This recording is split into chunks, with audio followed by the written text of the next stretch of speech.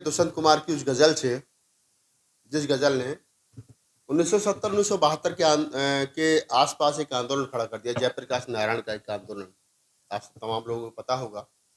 तो उसी गज़ल के आसपास हम लोग एक आज अपनी बात करते हैं। जितने पुराने आंदोलनकारी हमेशा एक बात कहते हैं, वो कहते हैं कि पीर पर्वत सी हो पिघलनी चाहिए, एक हिमालय से गंगा निकलनी चाहिए। तो मैं सोच रहा हूँ कि आज वहीं से शुरुआत कर देते हैं।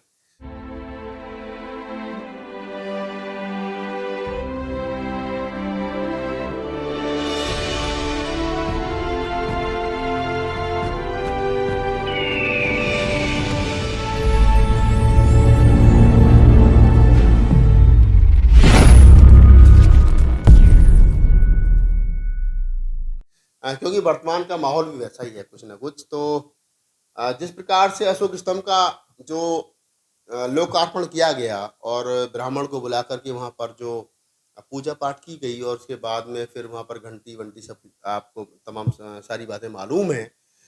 उसके बाद में देश भर का जो बात है, देश भर में जो एक तरीके से गुस्सा है बुद्धिस्टों में, अम्बेडकरवादियों में, समतावादी लोगों में, संविधान को मानने वाले लोगों में, उनके बीच में जो गुस्सा है वो भी आपको तमाम लोगों को मालूम है। प्रधानमंत्री जी की इस घटना को कोट करते हुए मैं आपको लेकर के चलता हूँ तमिलनाडु। तमिलनाडु में एक घटना घटी है। पहले आप वो वीडियो देख लीजिए, उसके बाद में फिर मैं आपसे बातचीत करूंगा ताकि आपको ये बात समझ में आ जाए कि मैं आपसे बात कर क्यों रहा हूँ।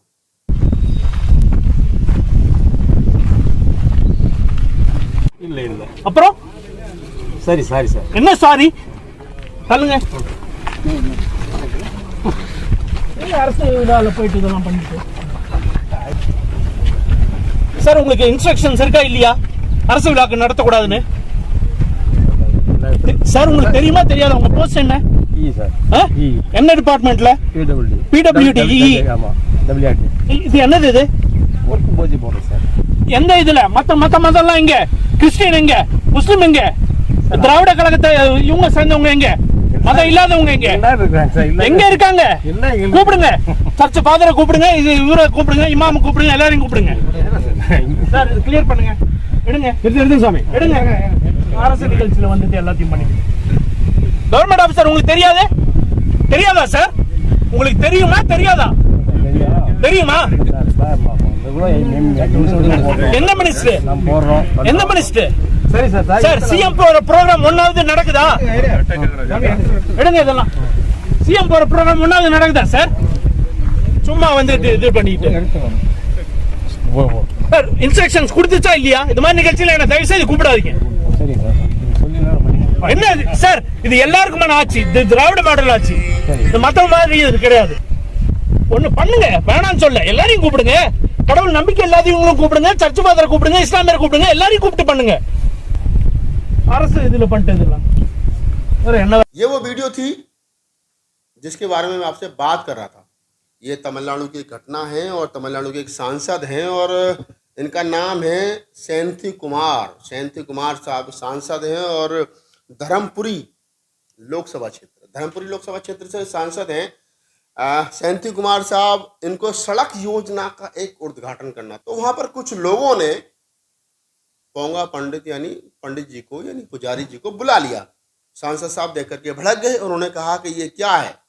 उन्होंने कहा साहब ये पुजारी हैं, ये नारियल फोड़ेंगे वगैरह वगैरह, जो हिंदू और सनातनी परंपरा के अनुसार होता है तो वो ये करेंगे।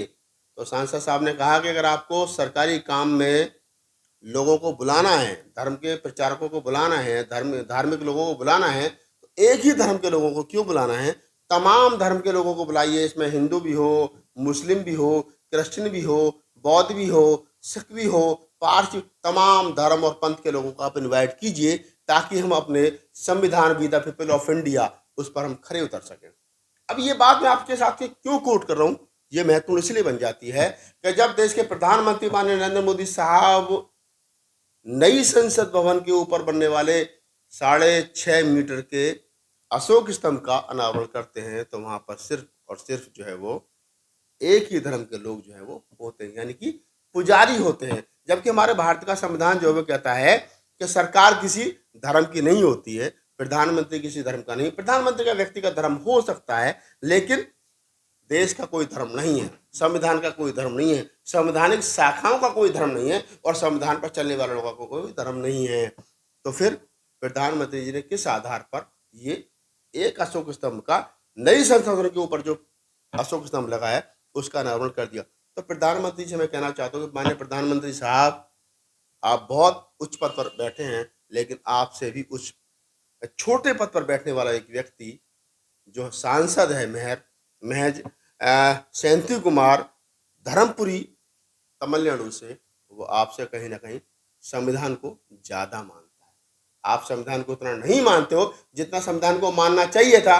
आपको चाहिए था कि जिस समय आप अशोक स्तंभ का अनावरण कर रहे थे या उसका उद्घाटन कर रहे थे, लोकार्पण कर रहे थे, तो वहाँ पर तमाम देश के धर्म के मानने वाले लोगों को होना चाहिए था, जो वहाँ पर नहीं थे। क्योंकि आप हिंदू हैं और आपकी विचारधारा से खड़ी है, तो आपने कहीं ना कहीं अपनी विचारधारा को बढ़ाने का काम किया। लेकिन मैं धन्यवाद करता हूँ सेंथिल कुमार को कि जिन्होंने तमाम उस पुजारी को, हाँ, जब वहाँ पर एक मजे की बात मैं बताने आपके साथ भूल गया, और वो मजे की बात यह है कि जब वहाँ पर तमाम पुजारी नहीं आए तो सेंथिल कुमार ने कहा कि पुजारी जी को गो टू बैक, यानी कि वापस कर दो, मैं नारियल फोड़ करके या जो भी वहाँ की विचारधारा रही होगी उसका अनावरण, रोड का उद्घाटन जो है वो कर दूंगा। तो ये बड़ी बात है कि इस दौर में, जैसे मैंने अपने पहले वीडियो में कहा था कि जो तौर है दुनिया को उसी तौर से बोलो, भैरव का लाखा जरा जोर से बोलो। मैं सेंथिल कुमार को धन्यवाद देता हूं कि उन्होंने वर्तमान समय में भारतीय संविधान की जो प्रियम्बल है, we the people of India, उसको बचाने का काम किया है। मैं धन्यवाद करता हूं सेंथिल कुमार को, उनके लोकसभा के लोगों को, उनके कार्यकर्ताओं को, कि जिन्होंने सेंथिल कुमार का साथ दिया, उन अंधभक्तों का साथ नहीं दिया जिन्होंने पुजारी साहब को वहां बुलाया था। तो बस ये बात मुझे करनी थी, और बात करने का उद्देश्य बस सिर्फ इतना था कि प्रधानमंत्री को कम से कम ऊपर ना देखें तो नीचे देख लें। तो उनका एक सांसद जो है वो संविधान को मान रहा है, और आप जो है वो संविधान की धज्जियां उड़ा रहे हो, क्योंकि आपके पीछे जो है वो आरएसएस की विचारधारा खड़ी है। लेकिन सेंथिल कुमार के पीछे कोई आरएसएस की विचारधारा नहीं खड़ी है। तमाम लोग जो देश के अंदर रह रहे हैं, जो देश के अंदर चल रहे हैं, तो जो देश के अंदर अपनी अपनी बात कर रहे हैं, मेरी उनसे सबसे बड़ी बात अपील है कि आप सेंथिल कुमार को सपोर्ट करिए। और खास तौर से जो उस लोकसभा के लोग हैं, धर्मपुरी लोकसभा के लोग हैं तमिलनाडु के अंदर, उन लोगों से मेरी अपील है कि ऐसे लोगों को बचाए रखिए।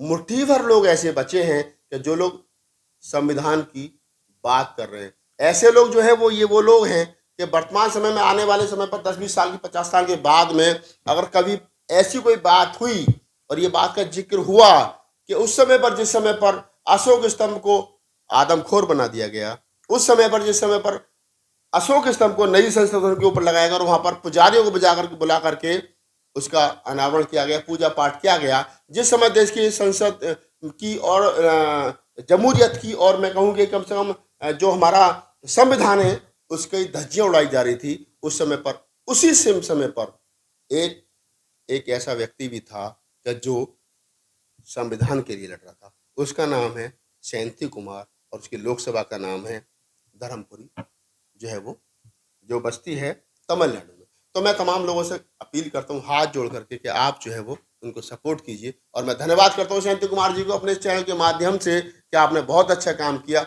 और हमारे प्रधानमंत्री से अपील करता हूँ हाथ जोड़ करके कि आप कम से कम अपने एक लोकसभा सांसद से कुछ सीख लीजिए। और सीख लेना कोई बहुत बड़ी बात नहीं है, अच्छी बात जहाँ भी मिल जाए ले लेनी चाहिए। मैं राहुल नागपाल आप तमाम लोगों से लेता हूँ विदा। अगर आप नए हो तो हमारे चैनल को सब्सक्राइब कीजिए, फेसबुक पेज पर देखे तो हमें फॉलो कीजिए, और बस देखते रहिए सोशल मीडिया राहुल लाइव 85 समतावाद की संयुक्त वार्तालाप में हम लोग आपके साथ हाजिर थे। उसके बाद हम मिलेंगे अन्य किसी वीडियो। धन्यवाद।